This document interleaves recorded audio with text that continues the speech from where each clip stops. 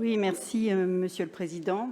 Chers et chers collègues, nous vous remercions et remercions les services du département pour ce rapport quantitatif très fourni sur l'égalité femmes-hommes au sein des services du Conseil départemental de la Côte d'Or et plus généralement sur les politiques publiques conduites en Côte d'Or en faveur de cette égalité. Vous l'avez rappelé dans votre préambule et également dans la présentation de ce rapport, un peu moins de 2/3 des agents du conseil départemental sont des femmes, c'est un pourcentage élevé. Elles sont plus nombreuses à relever de la catégorie A sans accéder véritablement à des emplois de cadre supérieur, c'est dommage.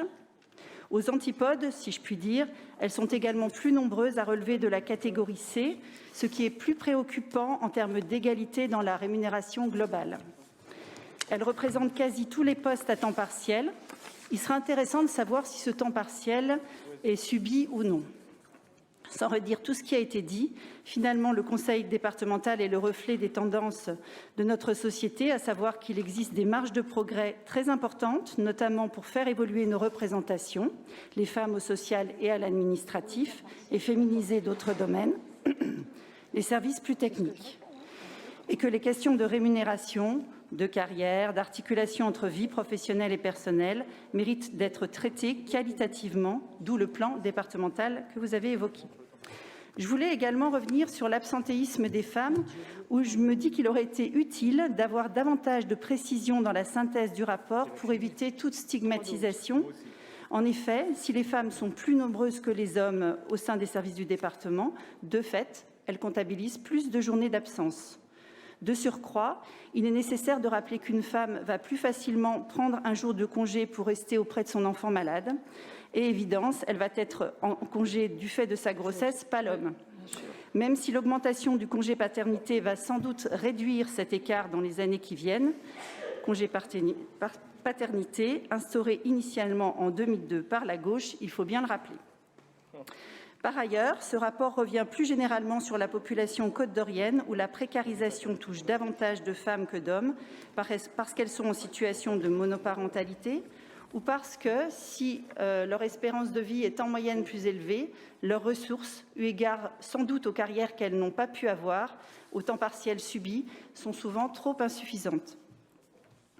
La prévention contre les violences conjugales, dont la journée internationale a eu lieu hier, est également évoquée, page 12, ainsi que les partenariats en cours ou à pérenniser avec des associations très compétentes, Solidarité Femmes, le CIDDF, le CRI, Altea, etc.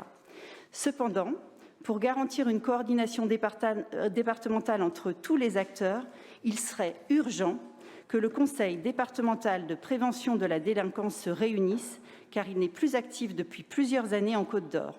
Je sais par ailleurs que, contrairement à ce qui est écrit, un manque de postes d'assistants sociaux en police et ou gendarmerie existe, notamment dans le nord de la Côte d'Or, et qu'il existe des fonds de l'État pour accompagner ce type de création de postes.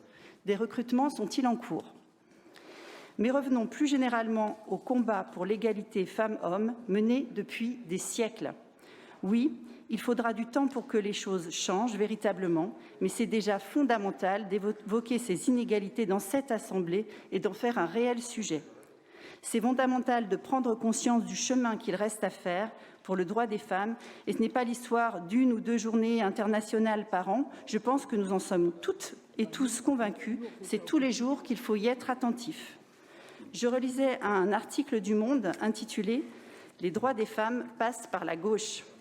Sans rentrer dans les détails, j'avoue que je suis à la fois fière et héritière de cette pression qu'a mis la gauche sur l'ensemble des gouvernements qui se sont succédés depuis les années 70 pour arriver, par exemple, à la parité qui font que, chers collègues, nous participons largement et de plus en plus au débat politique de notre beau pays.